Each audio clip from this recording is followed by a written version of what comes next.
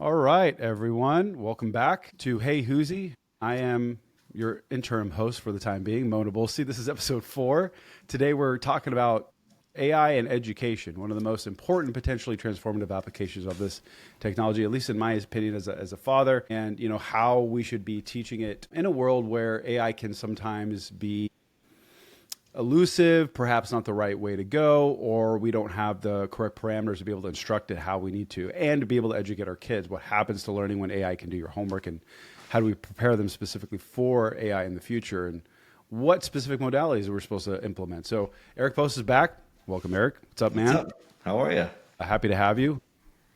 For those just jumping on for the first time, Eric's the founder and CEO of Whoosie AI, and today we're exploring on how AI is changing everything about really what we learn in tech. If you're an educator, if you're a parent, if you're a student, if you're just care about the future of learning, this episode's crucial. So let's just dive right in. All right, Eric, man, I want to talk about the current crisis. And I call it a crisis, and I use that word specifically because if AI can do your homework, if it can write these essays, if it can solve your problems, if it essentially can allow you to cheat on exams, is it breaking education? Thank goodness. I mean, no, it isn't breaking. Okay. So I didn't know exactly where we're going to go with this today, and I didn't know exactly what you're going to ask me, but I want to premise this whole thing saying that when I have any sort of criticism around public education, that's not to take away from those individual heartfelt teachers that are doing all they can with what they can, and the individuals in the system. There's lots of beautiful, beautiful people with great intentions. But I am going to villainize, especially being a citizen here in Oregon, the public, quote unquote, public institutionalized government education system. Yes, we're going to critique probably the crap out of that today, and I want to be fine with that. So I want to say, man, it's already broken. AI is not breaking it; AI is exposing it. Okay, and I think that's where I want to kind of delineate that. This academic integrity crisis that we're kind of talking about isn't that students are using AI to answer questions; is that we're still asking questions that an AI can answer easily. Okay. Yeah. So we can dive into wherever you want, but yeah, man, I think it's actually exposing the cracks. And for the very first time, let me rephrase that. For decades, we've been having this marketing slogan about personalized learning, personalized teaching. Mm-hmm. But AI is the first technology we can actually deliver on that promise, and we can personalize the process of learning, not just the content. So I'm excited to have this conversation. Me too, man. Me too. I'm looking forward to your insight. I think the biggest note really is to understand that if AI included or not, what should we stop teaching? What becomes obsolete? What becomes more important to teach, I guess, in essence, in this AI world, in terms of what sets the standard and where we're at from a societal standpoint. I don't think, let's just kind of put that to the side because you and I think our beliefs are very aligned on that part. So if we were to just specifically talk about AI, and the bar is kind of set pretty low, and so it's answering questions that we already know the answers to. It's kind of not necessarily deviating from the norm. It's how do we raise the standard, and how can we use AI to make ourselves smarter and help our children become more intelligent and in this ever-growing accelerated technology. All right. Well, so the structure of the system is built on a 19th century factory model of standardized outputs. So, AI is the first scalable technology that we can kind of break that model and build a system that values the individual nature of each and every student, the individual curiosities over mass compliance. And I'll just say that the goal, as I see it, is no longer to have the answer. The goal is to be able to understand how to ask the right question. But our entire assessment model is built on the exact opposite premise of having the answer and still involved in memorizing. And so I know I'm making some broad brush, statements like this. And again, I'm going to have a conversation around the statistical norms and not fringe cases where we have advanced students and great teachers and sort of these Montessori schools or charter schools and whatnot. I'm talking about the bulk of the system. And I think that's a fair way to have this conversation because that is the most of the machine of that's causing most problems, honestly.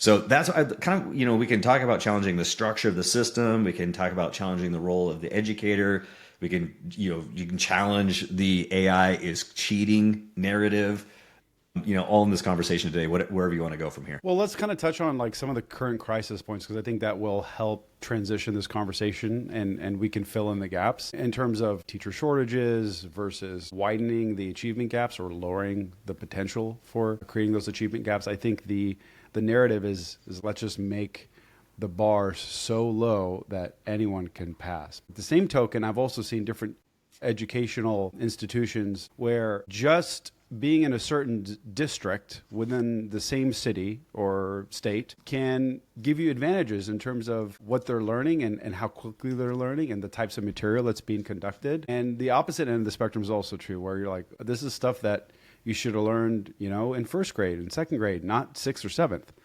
So the high impact actions that you can take as a parent, but also understand that these are our current crisis points, because the challenges aren't temporary. They represent structural failures demanding systemic solutions.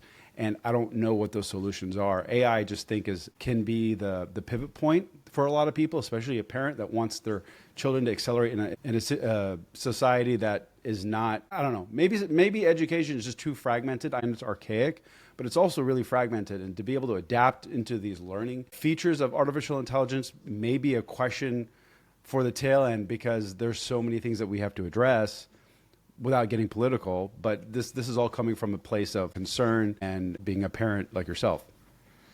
Yeah, okay. So I founded Whoozy directly as a result of my daughter's schoolwork and having a hard time. I shared that story on this podcast before. So the impetus of this whole curiosity for me is around, how do we have a technology help us learn more, deeper, faster, in a collaborative way, not to replace my learning process, but to enhance it. And that sounds like a cliche line, but it's literally at the core of how I spend all day, every day. So I think we can ask a couple of sorts of questions that help us kind of get aligned here first. Teachers in the system are given certain benchmarks that they have to pass and teach towards and whatnot. And I just want to start underneath that level. And that is, what are we preparing our kids for? What world are we preparing them for? Are we preparing them for the world that's today or yesterday? And that is obviously what's actually happening. Or are we really looking forward? And if so, how far forward are we looking, and who's doing that looking? Who's involved in that looking? Now, different states handle it differently. Oregon's a unique situation because it's actually kind of a political arm of the governor. The governor actually appoints the head of education. It's not a elected position like it is in other states, right? And so there's a fundamental seed of who's deciding the curriculum, why they're deciding the curriculum, and how far out are they deciding the curriculum for.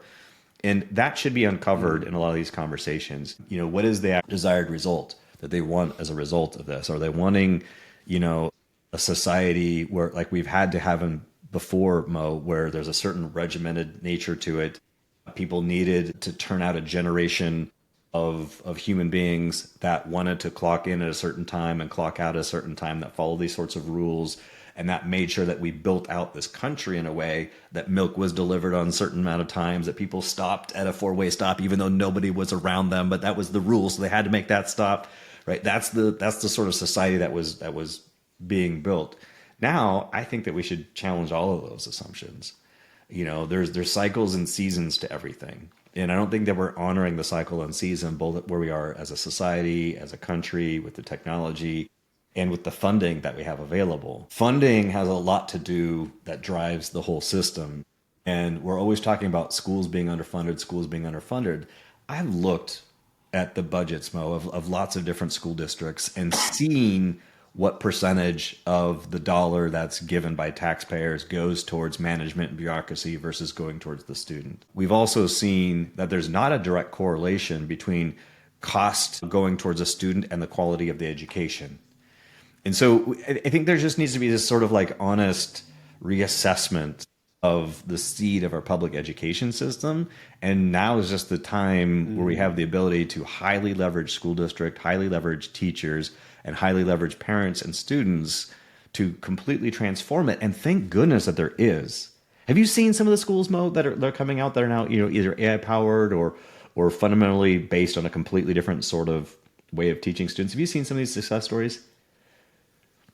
I have, like, collectively, like, I was reading about how some of these adaptive, like, learning paths have been implemented, and they see that Beautiful. 60% of teachers that have incorporated AI into their regular teaching routines have shown like a 44% increase in just like retention, like, which is, yeah, it may be negligible in terms of a status point, but I find it to be incredibly important because, I mean, how many things have you read that you just forget?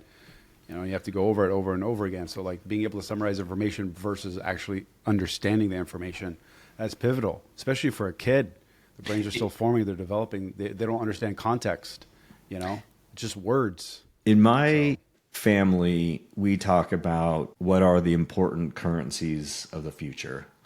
What is it that is a skill set that you need to have in order to not just have relevance and value, but to be successful in the world? I don't want to have this whole conversation about how do you learn so then you can have an economic value, in society. We are in a capitalist society, and we're talking about America. So there's a lot of value in, your status, the amount of money that you provide, or the amount of money that you can get, and you turn that money over. And I'm not talking about that. I'm just talking about as a human being, where you're informed, you're aware, you're empathetic, you're kind, you're loving, you're thoughtful, you're hardworking, you're resourceful, like those sorts of human beings. That's what I'm talking about. And in order to have that lens of the world, it really comes down to some level of agency, some level of resourcefulness, some level of curiosity, and some level of empathy. You sprinkle on top of that the ability to influence, use your words, have discernment and awareness. And now you become superhuman if you give them tools like different AI products that allow them to take this empathetic, discerned, resourceful, curious, loving mind and apply it to the world, right? So I'm not talking about just, how quickly can we get people to understanding calculus, or how much of the, world history can they ingest when they used to take 8th grade and now they can do that by 4th grade. That's not my points of emphasis for this. It's what is the outcome? What is the product being produced by these school systems? And are these people, when they're coming out of the public school system, well-adjusted, kind, hardworking, prepared to be just part of society in that way, not just a cog in the wheel in terms of a mail carrier or a programmer or a doctor or a teacher? We're churning out people to have this sort of misunderstanding of what is fulfilling in life, right? And so there's a self-discovery part of the whole school system that I'd like to really inflame and really have people focus on, that self-discovery part of a young adult growing it. And this isn't to take it away from the parents needing to do this, or their church or their family or whatever, because that is an important part of it. I'm not saying we should offload this to schools, but schools, because they spend such a bulk amount of the time in these institutions, that this could be a huge transformative way to society if we just adjusted just slightly 2 millimeters, a little bit each year at the end of their 12 years that they spend, or 13 years that they spend in public education, not higher education, public education. I just think our society would be so much better served if we just adjusted the end goal a little bit, not on 19th century, paradigm. 1000%. And on that note, do you find that, take budgets out of it? Do you feel like the teacher's perspective, like, do you find that, and I guess in your peer review, would you feel like teachers would find this to be a threat or a tool? Like, Totally. I Listen. and if it is, sorry, Mo. We have a little bit of a delay. I get super fired up when we talk about teachers thinking this is a threat. I hope they do. Yep. I hope that we get away from tenureship and we get towards, we judge teachers based on not how long have they been a teacher, but how good are they doing. I don't like the idea that you can't fire a teacher because they've been there for 9 years because there's a teachers union. Who's that serving besides the teachers union to collect their dues, and the teachers themselves is not serving their class?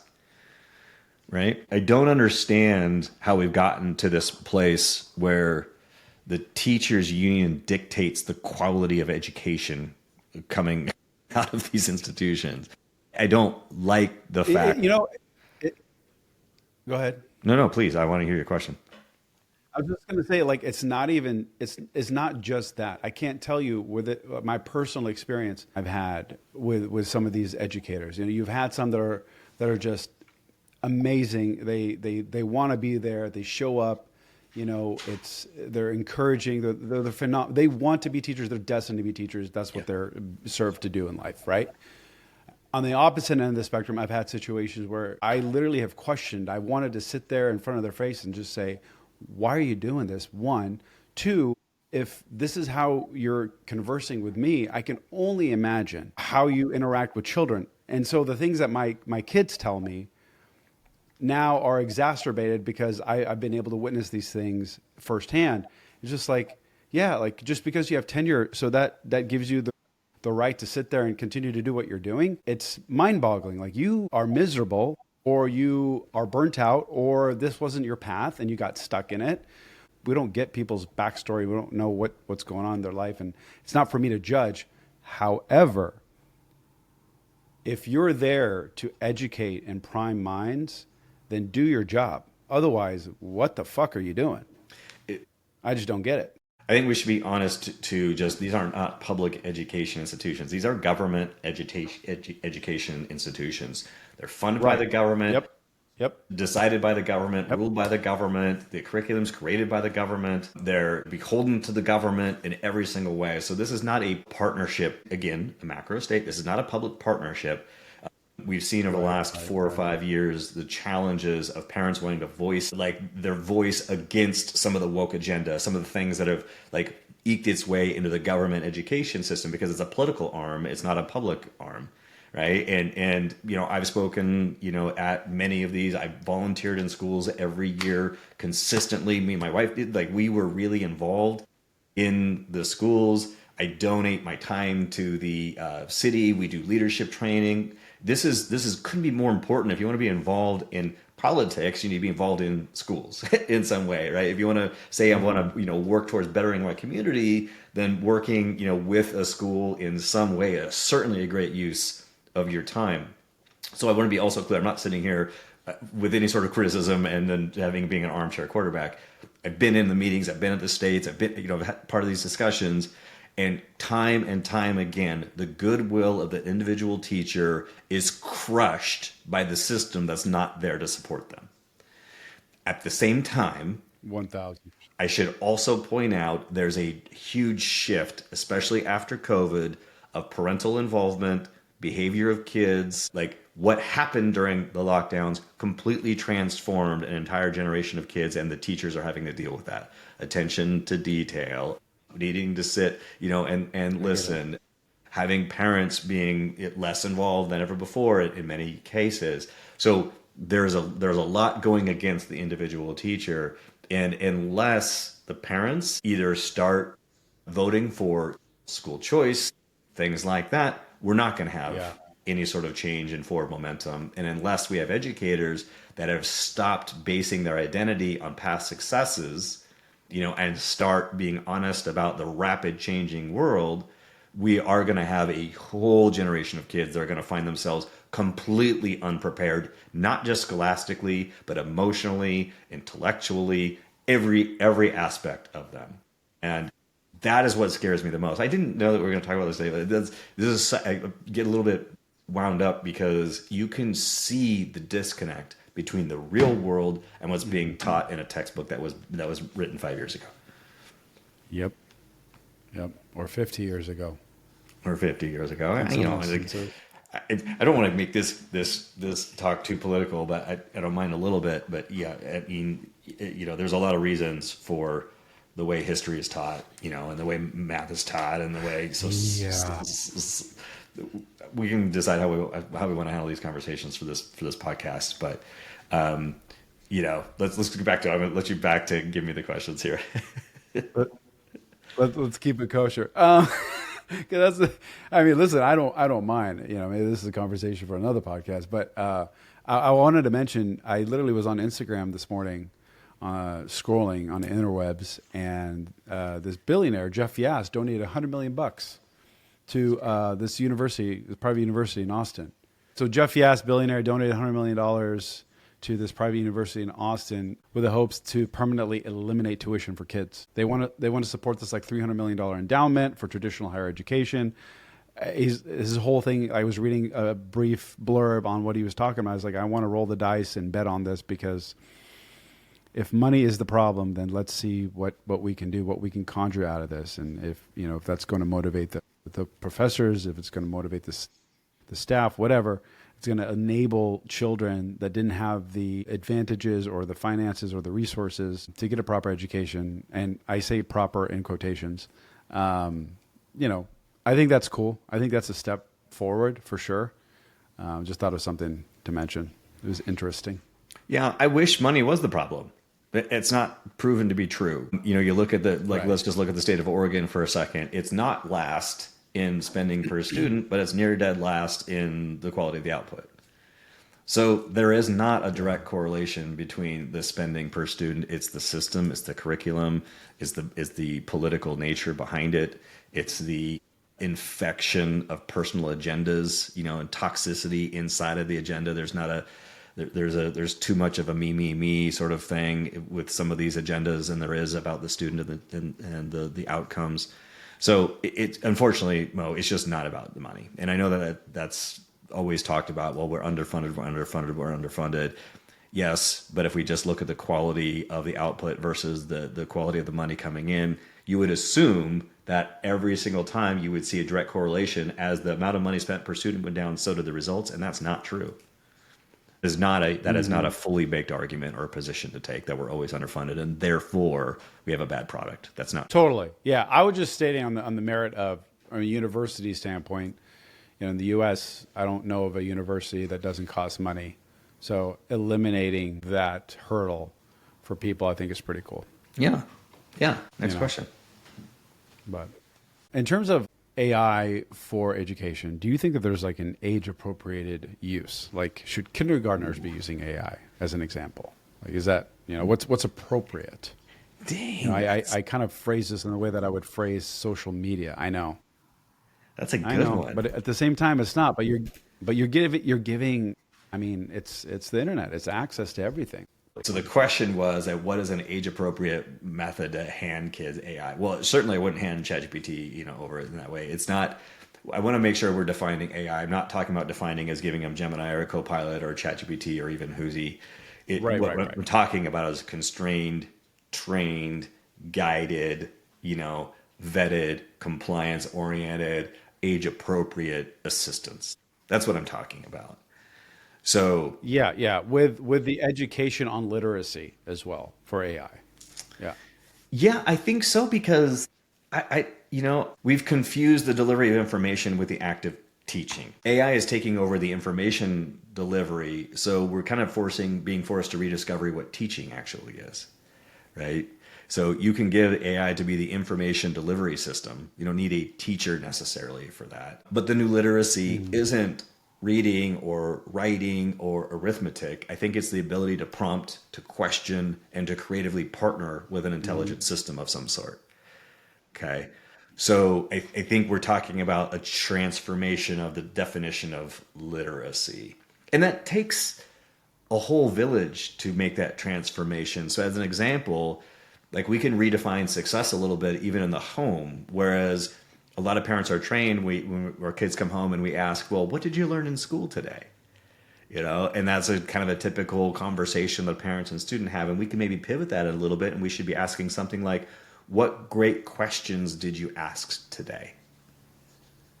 Ooh, I like that. And so cool. these pivots of redefining success don't have to just fall on the shoulders of teachers. We can have, as a community leaders, as coaches, as parents, we can realize that your future employer doesn't care about the Battle of Hastings, right? But it definitely does care of your ability to understand, well, how did that impact, pricing today, or social media today, or your place in the world today, whatever it is. Like, you can transform this sort of emphasis of what's important. And I think that can start with just those little shifts of, instead of what did you learn today, is what great questions did you ask today? We plant different seeds in their mind, and they understand there's different emphasis of focus. And the kids just start recognizing that. But they don't do that by telling them. The kids make shifts by mirroring and watching their teachers perform in a different way. They watch their siblings perform in a different way, watch their parents perform in a different way. You can't tell your kid to go read if you yourself are just going to sit on social media and scroll. So Yep. we do have to provide that leadership, and they, man, they watch everything. You got kids, they watch everything. They watch everything that you do. I didn't even realize how much my son watched me until now he's a young adult in his own. I'm watching him. I'm like, oh my God, okay, he does that. He says this. He wears this. He thinks this way because he was just watching me all these years. I didn't sit down and it was just, he was observant. He absorbed. And, that's a little scary at times, but man, they take in everything. These kids are so smart and capable, and we try to contain it because we have our own projections. And so whenever I work with especially high school youth, I am constantly impressed by how smart they are, by how capable they are, by how motivated they are. I'm impressed by how much desire they actually have inside of them, if only they had a ladder to climb or a lattice to work upon or a mentor to follow or a path to explore. Given some clarity, they are just so capable as a generation. So you're never going to hear me talk poorly about generations below us, like it's pretty common, because we're the ones that made it. We're the ones that contributed to it. We're the ones that raised them. They're our kids. So it's like, if there's any fault in them, it's ours. But anyways. Yeah. I never understood that notion. I always felt that if I did my job right, if you're better than me in all regards, however you want to interpret that. And that should be the outcome. You should groom the next generation to be better. However, and better may not be the word to use. Pick a placeholder, but anyways, I'm with you. Let's kind of fast forward a little bit to universities. I thought this was an interesting one. Much like a lot of like tools that access, like, college students, they have either a free access to something like a tool or what have you, or they have a discounted access, right? Do you feel that, excuse me, college students should have unrestricted access to AI while they're in university? For sure. Without a question. Not even a fraction of a pause in me with that one. Now, of course, does it just need to be Gemini or ChatGPT or something like that? But it needs to be topic specific, age appropriate. Let's check all those boxes first. But it would be like asking a modern pilot to learn to fly without having a flight simulator. Yeah. That's what you're asking kids to do. It doesn't make a whole lot of sense. It makes zero sense to say, oh, well, we're in writing class, we're in history class. So it'd be like teaching math without a calculator these days. AI is going to touch their lives in every way at some level. So we wouldn't want to put a pilot behind a wheel without putting him in a flight simulator first. So why should that even be a question of sorts of should we be giving, AI, especially in college? It's mandatory. You know what's funny? Coming up with the research, that was a question that was actually popping up quite often. I thought that was interesting. That's why I wanted to ask it, because there was a lot of debate on that specific question, that topic. And the fear, from what I can gather in the Reddit webs, is that it is typically a parental concern, not a child or student's concern. It's like you fear what you don't understand. That's why the whole idiom ignorance is bliss works well for so many people, but to me it's like a prison.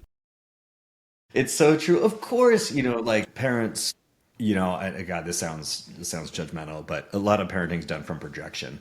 Your own personal experience or your own what you did have or you didn't have, or what you understand or what you don't understand. Yeah. So, and I'm not saying I'm immune to that, but that's, of course, the seed of that discussion just comes from an uneducated standpoint. I want to make one more comment, I think, about the cheating kind of narrative. They're trying to cheat or treat AI like it's some sort of plagiarism machine. Thinking of it as it's a hack towards the answer. We should be treating it as a personalized Socratic tutor for every student. It's not a plagiarism machine unless that's how you use it. Okay. So people that have that intuition, like, oh, we can't give it to kids because that's how they're going to cheat. That is an absolute projection. Not every student thinks of it that way. I promise. My daughter, when she uses AI, She uses it as a personalized tutor. So she'll open up our Canvas product.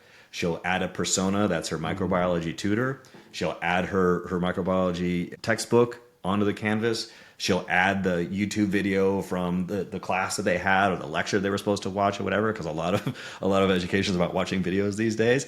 She'll add that to the board, and within less than 10 seconds, she has a micro PhD level tutor for her at her fingertips to help her understand the nuances of every single answer. It's not a cheating machine for her. Inviting it, yeah, I think it's phenomenal. I was just saying it's especially nowadays. Like I have my kids. I've got an older kid in nursing school, but then I've got little ones that are in middle school, and they just have these tablets. And there's a big disconnect between actual help and explanation, and like, here you go, these are your assignments, boom.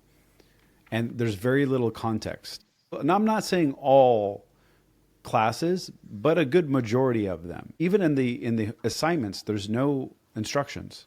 There's really no context. They're just expected to know.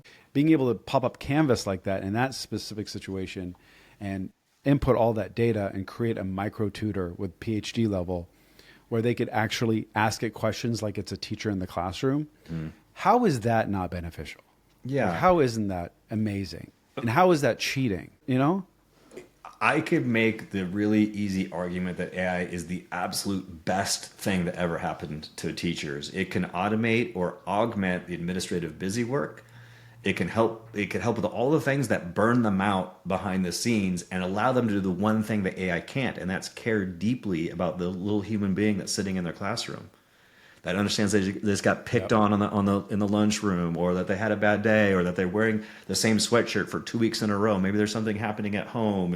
Things like that, the human nature of it. I think that the great teachers understand this is a blessing that can free them up, because they can use AI and a lot of their back busy work stuff to do the human stuff that the AI can't. And this is the kind of thing that I think the great teachers are really leaning into, is that part of it. It's not just the curriculum side of it. It's also for the teacher to use in a way. That's such a critical point. I didn't even think about that. It allows them to focus on the human side of things that AI cannot complete. It takes care of the mundane, not to say that it's mundane, but it takes care of the stuff that it can take care of. And you can actually it's not even I don't even know if it's like, I remember to this day, I'm 40 years old. Some of the most important people in my life were educators. And they weren't the ones that taught me the most. They were the ones that cared the most. You know? So That's a really great way of reframing it, Mo. I like that. So they weren't the ones that taught you the most, they're the ones that cared for you the most. Yeah, that's nice. AI can give the illusion of it caring for you, but there's nobody home. There's nobody there. It's just an algorithm spitting that out, and it will fool some people, but it doesn't have the empathy of a great teacher or the intuition of a great professor of how to phrase things or assist them in a way. So a lot of the conversation is about what is it doing to students, and I think we could shift a lot of it to what is it doing to the administration. How are public education systems using it to lower their overhead? How are public education systems, leveraging it, internally to be able to not have so much bureaucracy, so more of the money that's coming in goes right towards the student themselves and not towards middle management and red tape and bureaucracy layers. These are like internally inside of school districts, they should be having all sorts of efficiency discussions, automation discussions, augmentation discussions internally to save the taxpayer dollar of being wasteful and just being more efficient and thoughtful and personalized. I haven't seen a lot of headlines or discussions around that. And if I could plant the seed out there, administrators, school district, employees, teachers really push on that school district to make sure they're leveraging AI internally to lower the cost of serving each student dramatically, so you can hire more human beings that can lower the classroom count of students, that can increase the amount of technology that we can give them, better devices, better quality of food in the schools. These are all things that we could do instead of wasting it on middle management bureaucracy layers inside of school districts. Yeah. And, I think a big part of that is the literacy aspect. I remember when I was a kid, you learned how to type, you improved your typing speed, and then there was computer literacy, So you understood basic functionality. I think I was using one of the original Macs, and most of the time we end up playing, what was that game? The Oregon Trail. Oh But man, I love it. Did you get dysentery? yeah. Yeah, I remember that game. I think it was my objective for a while to see how many I could just starve.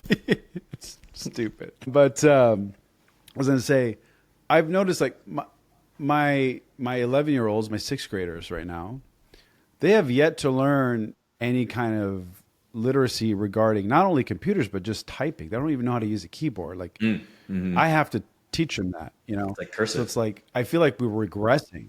Yeah, we're regressing. And well, that should be a pivotal point in our society. Number one. Number two, the next thing that we should be teaching them is AI literacy. And it should be now. Like it should be at the very latest, it should be introduced in middle school. So well, like, I don't know. On that point, you mentioned, you know, like there was a hint of teachers worried about being unreliable or it makes things up or it can't be trusted, right? There's a little bit of hint in that. I hear that all the time. I'm saying that AI, the fact that AI is sometimes wrong is actually the single most powerful feature for education because it turns every student into a mandatory fact checker. It teaches them that by necessity, to be critical consumers of information in a world that's just full of information. So if you really properly understand, like if we really are using it, then they are increasing their critical discernment. They're looking at all the information and running it through fact checking instead of just saying, hey, you're an authority, I'll believe anything that you tell me. You know, both to AI or to teachers, we need to like lean into the fact that AI sometimes is wrong and teach students how to sniff that out, fact check, be resourceful, and then correct it when necessary, just like they should in the real world. I think that's important. I also think that because of the fear, but here's the thing, man, like everybody's fear of technology. I remember, how much resistance was there when, you know, computer literacy became a thing, right? And it became mandatory. Like you had to learn how to use a computer. Someone that grew up on a typewriter didn't want to learn how to use a computer. It was this whole thing, you know, and then the next generation, all they knew is computers. Generation after that, all they knew is mobile phones. And after that is this, and so on and so forth, right? It's always going to be a hurdle to overcome. I just don't know, nor do I understand why the resistance to technology when this is just part of our history. This is anytime something is introduced, we learn it so that we can adapt. Because I think as a species, that's probably our greatest trait. You know, totally, like we're talking about human as a species and all that. I hear a lot of ideas floating around that AI will kill creativity in the student, right? All the students will start sounding the same because they're all getting robotic sort of answers and they can regurgitate those answers, or they don't need to be creative and they're losing it because they're just relying on the AI. You know, when cameras were invented, painters panicked. You know, they thought, you know, who will need a portrait painter when a machine can capture this perfect likeness in just mere seconds? But camera didn't kill painting. In fact, it didn't even kill creativity. It liberated it. It freed painters from the burden of finding this perfected realism, and they started exploring impressionism, cubanism, modern art, right? The painters started focusing on all the things that the camera couldn't capture, the abstract, the emotional, the purely creative things. And so, you know, if you didn't look at history, that could be an easy assumption to make. But we can look back at what human beings did as a pivot as a result of things like the camera and painting, and you can see it actually pushed humans to be more creative. So, you know, I just don't think that you can make statements like that and just be so an absolute and not have any sort of look at history and the evolution of human beings. How do we get here? How do we even come to the fact that we invented AI in the first place? Because we're a creative species. Is there anything specific on education? And I'm sure this is going to come up again in more future conversations, but is there anything specifically that you want to touch on?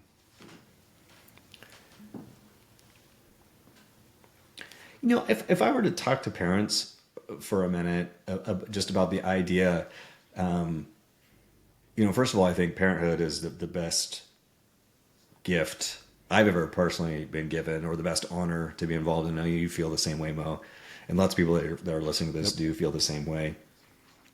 And if that's true, then, you know, we do have to learn how to get out of our own way and realize that these children are on their own paths in a new world that we didn't live in.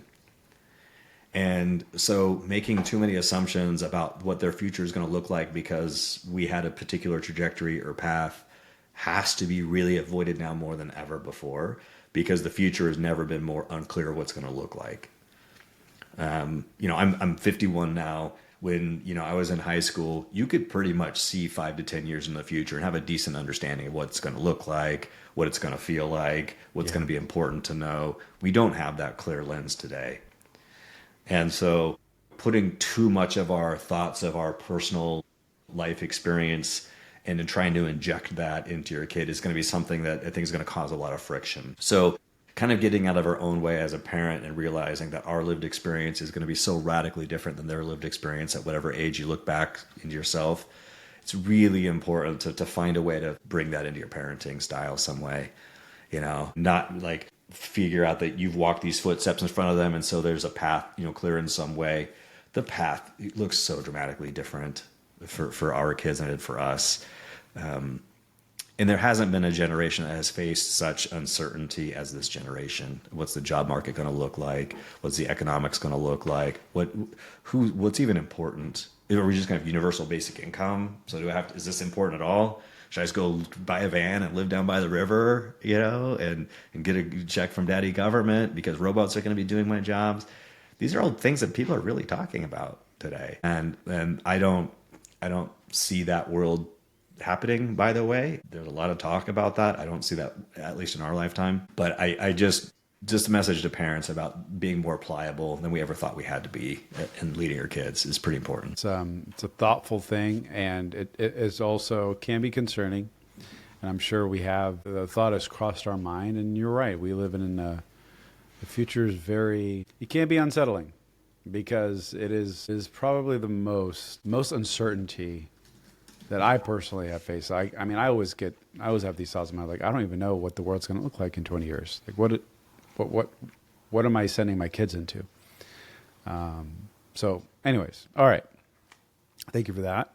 Let's try to do this rapid fire to the best of my ability. So I'm going to start with the most ridiculous one, which is, should ChatGPT be banned in schools?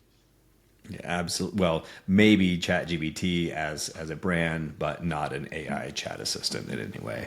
Yeah, I think that's the most closed-minded, uneducated position to have, is to just simply ban AI in schools. That's a ridiculous premise. There's no way you could support that anyway. There's no way that's good for the children. There's no way that's good for the school district. There's no way that's good for the teachers. So absolutely open up in a thoughtful, well-organized way and watch what happens to the school district that does this the best. It will crush. Awesome. Not awesome that's going to crush. Awesome through your response. I appreciate that. I thought it was going to go a whole nother way. All right, next question. Will AI replace teachers? I hope it replaces the mediocre ones and down. I hope it replaces the bottom, fourth, and third quartile for sure. I hope that school districts find a way to leverage the best teachers, the ones that are most caring and thoughtful and smart teachers, the ones that understand that this is a community effort. These aren't their kids in their classroom and try and take possession of the things. That they collaborate with parents, they collaborate with community, collaborate with the business community, collaborate with the spiritual community, if that makes sense for their school. But yeah, I hope it disrupts the shitty teachers and they go find another job. Absolutely. Cool. Have you seen an exciting education AI-based platform? Oh man, I cannot remember the name of it. Yeah, outside of Whoosy, you can. I'm actually talking to a state entrepreneurship program for high school about Whoosy and a few fun things, but not a platform itself. Yes, and there are a bunch of them now, Mo. I'm not schooled up on the names of those, but there is a particular school district. After this, I can follow up with you. That has this kind of AI powered school where they're essentially chunking down the curriculum into 2 hours of time, because it's so personalized, cool. AI generated. They spend the full school day at the school, but then the other parts of the school is really, really leaning into home ec, really leaning into mechanical, really leaning into, they're starting their own business in the 6th grade, really leaning into art and sports and physical education and those sorts of things. So they're taking the academic curriculum, being able to synthesize it into a couple of hours of the day that used to take 6 to 7. And so they're spending the rest of the time on life skills. I think it's beautiful, and the results are incredible. Let's go back to how they came to be. So colleges and universities did not used to be the thing that happened right after high school. Higher education was reserved for those that had graduated from basic education, went into the world, learned, had a job, produced value, had some income, had some life skills, some experience, and then they made a decision to continue to invest in themselves and go to higher education years later. Colleges and universities and realized, oh, that's a bad business model. We could get way more money if we bolted it right after high school and sold the story that the way to get prepared for the future is only if you come through our $100,000, $200,000, course. You're forced to leave school. Parents have to pay for your another car, another plane ticket, another rent, separate utilities. It was an economic play, not an academic one. So just the whole birth of higher education has been completely twisted from what it was originally made for. It was made for the people that had a little bit of something. They knew what they wanted to study, where they wanted to go in life, right? Because they had grown up a little bit after high school. So the current form of higher education is a completely manipulated form of what it was actually intended for from the very beginning, if you look back at history a little bit.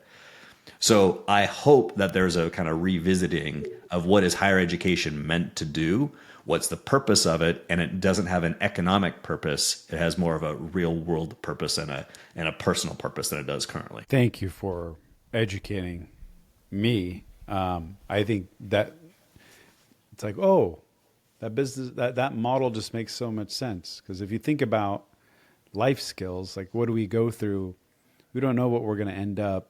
And you're not the same person you were at 20 when you're 30. Even like 26, 27, you're not the same person. That's a drastic change in personality and belief system, life experience, all that stuff. And to go back to, like, I know people that go back to school in their 40s, completely change careers and just dominate life because they just know who they are. They know what they like. They know what they want. Being able to be able to craft that expertise and be specified or have a specified outcome based off of that, I think is phenomenal. If we could solve the problem of too later in life, you realize that you get old too early and wise too late. If somehow we could solve that problem early in life for people, that'd be amazing. And unfortunately, I am burnt. I have the same sort of burnt vibes that you do about the way that society just feels like it tries to just wring you dry. I just feel like content creators feel like wring dry because you got to play the algorithm. Everything about we're being sold something 3,000 to 5,000 times every day. By an ad, a pop-up, a grill, a billboard, a notice, an email, like 3,000 to 5,000 times every single day. You're essentially being asked for money in some way, right? Exposed in that way.